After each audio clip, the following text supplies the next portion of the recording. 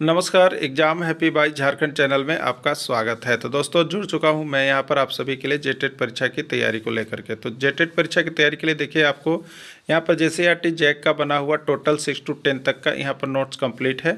आप सभी लेकर के अवश्य पढ़ लीजिएगा। यदि आप बाजारू किताब लेकर प्रैक्टिस सेट बना रहे हैं तो आप वहाँ से अभी भी बनाना छोड़ दीजिए, क्योंकि वहाँ से कुछ आने जाने वाला नहीं है। आप जेसीईआरटी एनसीईआरटी जैक की जो किताब है झारखंड की उसको लेकर के बना लीजिए। जो नहीं बना पाते हैं ये यहाँ से सिर्फ 500 रुपये में नोट्स पीडीएफ क्लासेस सारे कुछ अभी ज्वाइन कर सकते हैं आपको, तो आप सभी ज्वाइन कर लीजिएगा। देखिए अभी यहाँ पर प्रैक्टिस सेट भी चल रहा है, जो तैयारी कर लिए उनके लिए प्रैक्टिस सेट क्रैश कोर्स के जैसा चल रहा है। और उसके बाद अभी यहाँ पर जेटेट का एक टेस्ट सीरीज भी चलाया जा रहा है। टेस्ट सीरीज में जो जुड़ना चाहते हैं वो सिर्फ 100 रुपये दे करके टेस्ट सीरीज में जुड़ सकते हैं और 20 टेस्ट सीरीज में भाग ले सकते हैं। तो अभी कभी आप लोग अवश्य जुड़ जाइएगा। और जो यहाँ पर जेटेट परीक्षा की तैयारी या आकलन परीक्षा की तैयारी करना चाहते हैं तो जेटेट की तैयारी के लिए 500 और जेटेट और आकलन दोनों करना चाहते हैं तो 700 और केवल आकलन परीक्षा की तैयारी करना चाहते हैं तो 500 रुपये में आप जुड़ करके यहाँ पर कर सकते हैं। तो आप जुड़ जाइएगा। चलिए देखते हैं यहाँ पर आज क्या महत्वपूर्ण प्रैक्टिस सेट या आप कहिए उसको टेस्ट सीरीज का महत्वपूर्ण प्रश्न। देखिए हम आपके लिए यहाँ पर प्रैक्टिस सेट 27 लेकर के आए हुए, ठीक है। प्रैक्टिस सेट 27 लेकर के आए हुए हैं। यदि आपने 1 से 26 तक का प्रैक्टिस सेट नहीं देखा है तो आप सभी अवश्य देख लीजिएगा। अगर आप 1 से 5 के शिक्षक की तैयारी कर रहे हैं तो यह प्रैक्टिस सेट आपको जीएस सेक्शन में काम कर रहा है। अगर 6 से 8 शिक्षक की तैयारी कर रहे हैं तो 6 से 8 सामाजिक विज्ञान के शिक्षक के लिए यह जो है आपको पॉलिटिकल साइंस यानी राजनीति शास्त्र के अंतर्गत काम करेगा। और 6 to 8 के शिक्षक हैं, भाषा शिक्षक हैं, तो यह भी आपका राजनीति शास्त्र के अंतर्गत काम करेगा, ठीक है। तो तीनों प्रकार के शिक्षक इसकी तैयारी कर सकते हैं, इस वीडियो को देख सकते हैं। तो तीनों इसमें जुड़े हुए रहेंगे, बने हुए रहेंगे, ठीक है। तो डेली यहाँ पर प्रैक्टिस सेट हो रहा है, आप प्रैक्टिस सेट कर लेंगे। यह practice set JCERT text book के सभी चैप्टर को मिक्स करके बनाया गया है, ठीक है। अब आगे बता दें आपको सभी चैप्टर यहाँ पर जेसीईआरटी का चैप्टर वाइज क्लास करवा दिया गया है, जिसका नोट्स पीडीएफ सब कुछ बन के तैयार है। अब आपको यहाँ प्रैक्टिस सेट करवाया जा रहा है कि आपने कितने यहाँ पर जो है आपको जो पीडीएफ पढ़ाई हुआ उसका कितना अच्छा से आपने याद किया, ठीक है। तो आप सभी अवश्य जुड़ जाइएगा, बने हुए रहिएगा।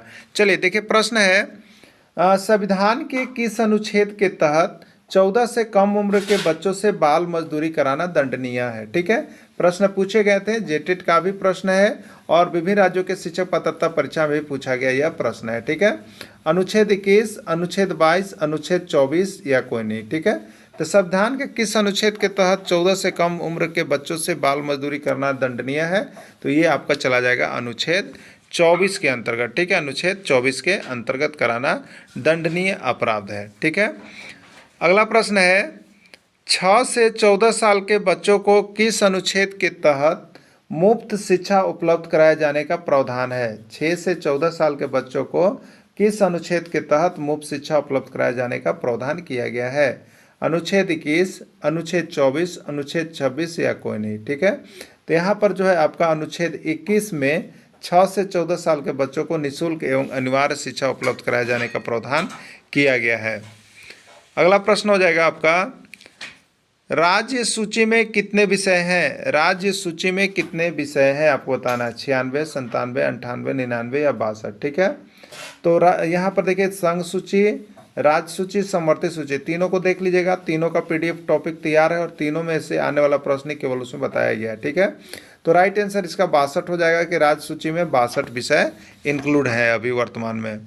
समवर्ती सूची में कितने विषय हैं। समवर्ती सूची में कितने विषय हैं। 51, 52, 47 या 48, ठीक है। तो समवर्ती सूची में 52 विषय को शामिल किया गया है। संविधान की 8वीं अनुसूची में किसका वर्णन है। आपको बताना है कि जो संविधान की 8वीं अनुसूची है उसमें किसका वर्णन है। दल बदल का, नगर पालिका का, पंचायत का या भाषा का, ठीक है।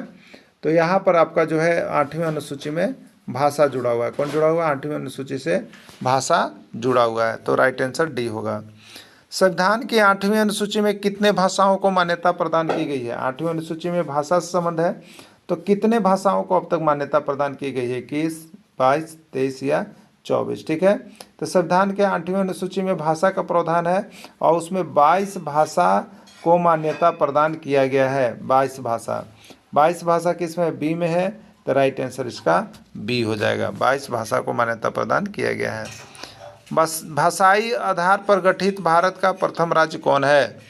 भाषाई आधार पर गठित भारत का प्रथम राज्य कौन है? आंध्र प्रदेश, तमिलनाडु, केरल या झारखंड। ठीक है, तो भाषाई आधार पर गठित भारत का पहला राज्य जो है वो आपका है आंध्र प्रदेश। ठीक है, कौन है? आंध्र प्रदेश।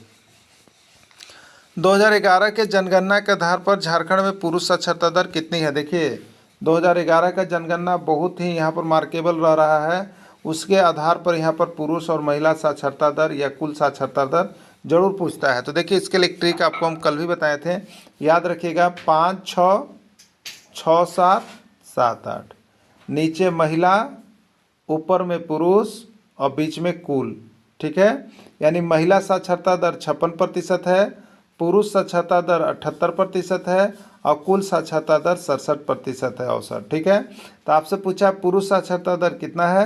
78% है। 78% किसमें? सी में है। ठीक है, इस तरह से लिख के याद कर लीजिएगा एक बार, आपको कभी भी जनगणना 2011 वाला नहीं गलत होगा। ठीक है, क्योंकि प्रश्न यहाँ से पूछा ही जाता है। जनगणना 2011 के आधार पर झारखंड में लिंगानुपात कितना है? 947, 950, 996 या 830। ठीक है, तो जनगणना 2011 के आधार पर झारखंड का लिंगानुपात जो है 947 बताया गया है। ठीक है, 947 बताया गया है, राइट आंसर ये होगा। चाइल्ड हेल्पलाइन नंबर कौन है? चाइल्ड हेल्पलाइन नंबर कौन है? 1011, 1098, 1099 या 1100। ठीक है, चाइल्ड हेल्पलाइन नंबर जो है वो आपका 1098 है। कितना है? 1098। राज्यपाल की नियुक्ति कौन करता है? राज्यपाल की नियुक्ति कौन करता है? मुख्यमंत्री, राष्ट्रपति, प्रधानमंत्री या कोई नहीं। ठीक है, राज्यपाल राष्ट्रपति के द्वारा नियुक्त किए जाते हैं। राज्यपाल राष्ट्रपति के द्वारा नियुक्त किए जाते हैं। अपने राज्यों के विश्वविद्यालय का कुलाधिपति कौन होता है? प्रधानमंत्री, मुख्यमंत्री, राष्ट्रपति या राज्यपाल। ठीक है, तो अपने राज्यों के विश्वविद्यालय का कुलाधिपति जो होता है वो राज्यपाल होता है। कौन होता है? राज्यपाल होता है। अगला प्रश्न है, केंद्र शासित राज्यों में होते हैं राज्यपाल, उपराज्यपाल दोनों या कोई नहीं। ठीक है, तो केंद्र शासित राज्यों में उपराज्यपाल कार्य कर रहे होते हैं। विधान परिषद का निर्माण करने के लिए होना चाहिए 2/3 बहुमत से प्रस्ताव, 4/5 बहुमत से प्रस्ताव, 5/6 बहुमत से प्रस्ताव होना चाहिए। ठीक है, तो विधान परिषद का निर्माण करने के लिए 2/3 बहुमत का प्रस्ताव होना चाहिए। ठीक है, राइट आंसर हो जाएगा ए 2/3। चलिए नेक्स्ट प्रश्न है, मुस्लिम लीग की स्थापना कब हुई? 1902, 1903, 1906 या कोई नहीं। मुस्लिम लीग की स्थापना जो हुई थी वो 1906 ईस्वी में हुआ था। कब हुआ था? 1906 ईस्वी में। फॉरवर्ड ब्लॉक का गठन कब हुआ? फॉरवर्ड ब्लॉक का गठन कब हुआ? 1924 ईस्वी, 1924 ईस्वी, 1939 ईस्वी, 1935 ईस्वी या कोई नहीं। ठीक है, तो फॉरवर्ड ब्लॉक का जो गठन किया गया था वो आपका 1939 ईस्वी में किया गया था।